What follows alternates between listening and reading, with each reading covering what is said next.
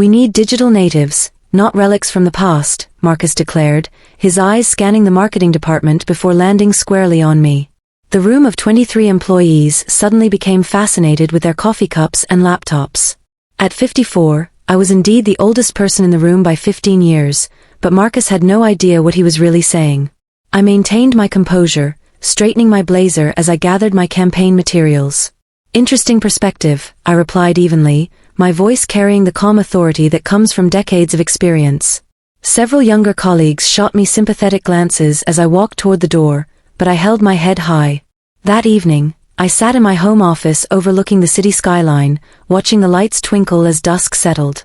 My phone buzzed with concerned messages from teammates, but I couldn't bring myself to respond. Not yet. Not until I figured out exactly how to handle this situation. Because Marcus Richardson had no idea that the relic he just dismissed was actually the silent partner who owned 35% of Sterling and Associates marketing agency. My name is Amelia Chen, and I've spent 28 years building marketing strategies that have launched household brands you use every day. I've never sought the spotlight, preferring to let my work speak for itself. I drive a practical sedan, live in a comfortable townhouse, and invest in quality pieces that last rather than chasing trends. I joined Sterling and Associates straight out of graduate school when it was just 5 people working from a converted loft. The founder, Patricia Sterling, was a visionary with brilliant creative instincts but struggled with business operations. We connected during my interview when she was frantically trying to salvage a presentation that had crashed minutes before a major client meeting. "If you can fix this disaster," she said, gesturing at her frozen computer, "I'll hire you regardless of your portfolio." I had it running in 4 minutes. The problem was simple, corrupted temp files that needed clearing. Sometimes, I explained, the most complex problems have the simplest solutions. Patricia looked at me with newfound respect. "Apply that philosophy to our client retention strategy, and you'll save this company." 6 months later, I did exactly that. Working late nights fueled by takeout and determination, I developed a customer lifecycle marketing system that transformed our struggling agency into an industry leader. When the company stabilized 3 years later, Patricia offered me a partnership. "I'm not interested in managing people," I told her honestly. "I want to build systems and strategies."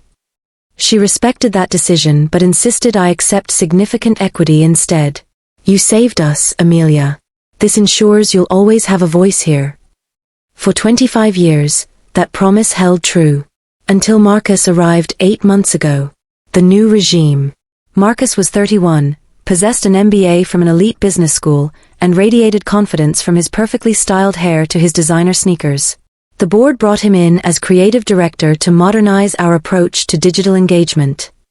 Within weeks, he'd restructured teams to cluster younger employees together, implemented aggressive sprint methodologies that favored speed over strategy, and begun systematically marginalizing anyone over 35. "The marketing landscape evolves hourly," he announced in his first all-hands meeting. "We need people who think in real time, not quarterly reports." I watched quietly as experienced colleagues were pushed out through impossible deadlines, exclusion from key brainstorming sessions, and public criticism of their outdated methods. Each departure was framed as natural evolution, or failure to adapt. The HR department, recently refreshed with Marcus's former classmates, rubber-stamped every termination. My latest project, a comprehensive brand strategy I'd been developing for our biggest client, was suddenly reassigned to Jake, a recent graduate with 3 months of experience. When I offered to brief him on the client's history and preferences, Marcus interrupted. "We're looking for fresh perspectives, not legacy thinking," he said, steering Jake away. "Don't worry about Amelia's notes. Start with a clean slate." That night, I began documenting every interaction in a private journal. Each entry detailed every dismissive comment, every impossible deadline, every exclusion from meetings I'd previously led. Not for legal action, I had something more transformative in mind. The following week, Marcus reorganized the department again. My desk was relocated to a corner near the supply room, away from the creative teams I'd mentored for years. My access to client files was restricted to view only. In our shared project management system, my comments went unaddressed while junior staff members received immediate responses. "Nothing personal," Marcus assured me during my performance review. "We're just pivoting toward digital natives who understand how modern consumers think." I nodded calmly. I understand completely.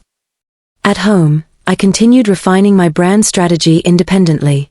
The core research and insights were mine, developed over months of personal time with extensive documentation proving ownership.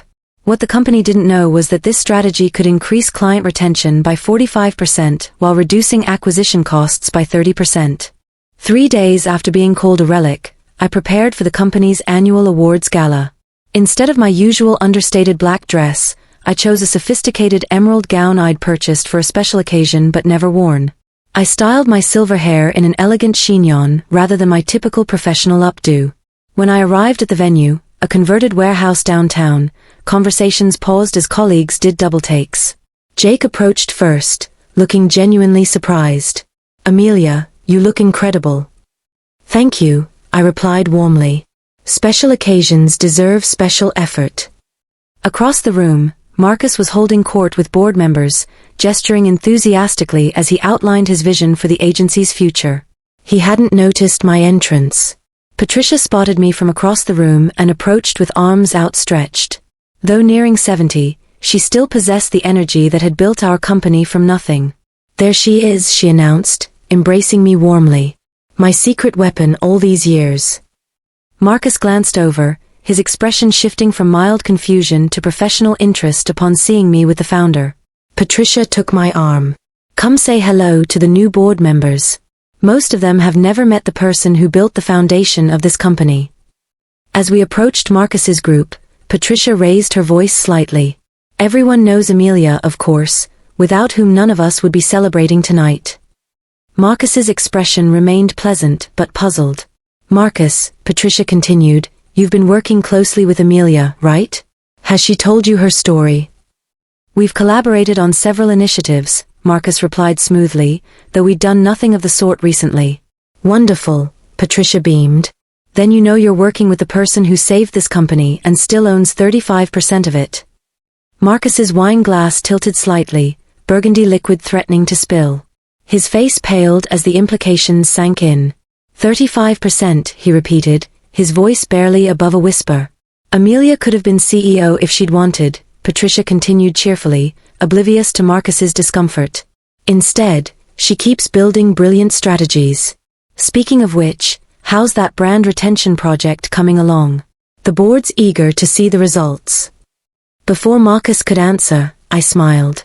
"Actually, I've been developing some new approaches I'd like to share with the leadership team. Perhaps at tomorrow's strategy meeting." Patricia clapped her hands together. "Perfect. Marcus, make sure that's first on the agenda." The next morning's boardroom filled with curious faces, some I'd known for decades, others hired under Marcus's new vision. Patricia sat at the head of the table with Marcus positioned strategically nearby, though he now seemed far less confident than usual. When Marcus spotted me setting up my presentation, he approached with an overly warm smile.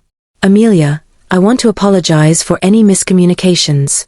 Had I known about your history with the company—" "No apologies necessary," I interrupted gently. "Today isn't about the past." I connected my laptop to the projector and stood. "For the past year, I've been developing a comprehensive brand strategy that will revolutionize how we retain and grow client relationships," I began. "It reduces churn, increases lifetime value, and creates sustainable competitive advantages." The slides showed impressive metrics from my independent testing. The room's energy shifted as executives leaned forward, recognizing the potential impact. "This looks remarkable," the CFO commented. "When can we implement it?" "That's what I want to discuss," I replied carefully. "This strategy isn't company property. I developed it independently with extensive documentation proving ownership." Confusion rippled through the room. Marcus's jaw tightened as he realized where this was heading. "I'm offering to license this system to the company," I continued, "not give it away. The projected revenue impact exceeds $15 million annually based on conservative estimates." "Name your price," the CFO said immediately. "My terms aren't financial," I replied, meeting Marcus's gaze directly. "I want the creation of an age diversity council with binding authority over hiring and promotion practices. I want mandatory inclusive leadership training for all management levels.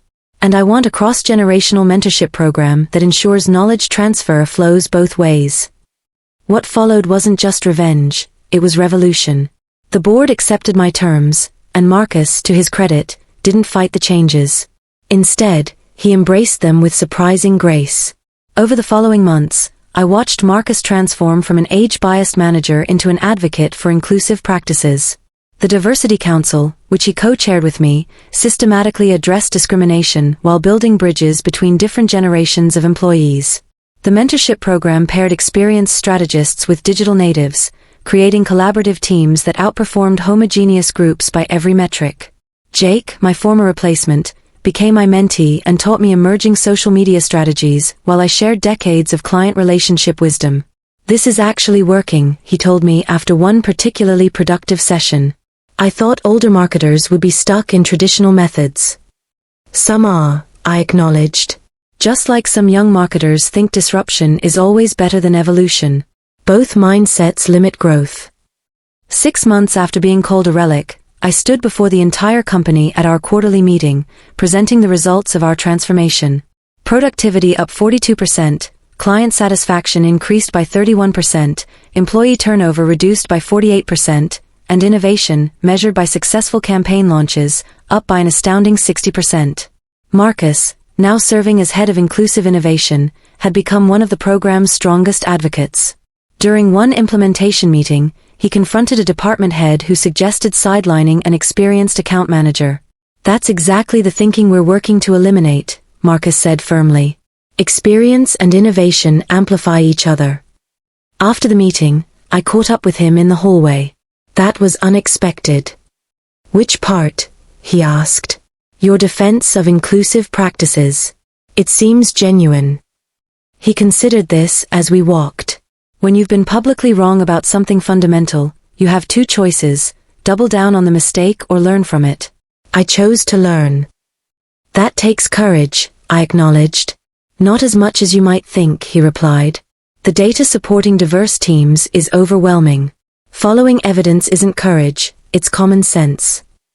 1 year after being dismissed as a relic, I sat in the same conference room surrounded by a transformed company. The Diversity Council had become a permanent governance body. The mentorship program had expanded company-wide. My brand strategy had been fully implemented with ongoing improvements suggested by our multi-generational teams. Marcus now championed the very values he'd once dismissed. The company that had allowed discrimination now led its industry in inclusive practices. The culture that once devalued experience now recognized it as essential to innovation. As I looked around the table during our strategy session, I understood what true revenge looked like. Not humiliation or termination, but transformation. Not destroying your opponent, but converting them into an ally. Not winning a battle, but changing the entire landscape. Sometimes the most powerful response to disrespect isn't retaliation, but reformation. Sometimes the greatest victory isn't proving you're right, but creating systems that ensure everyone can contribute their best work. That's not just revenge, it's revolution. What would you do if faced with age discrimination in your workplace? Share your thoughts and experiences in the comments below.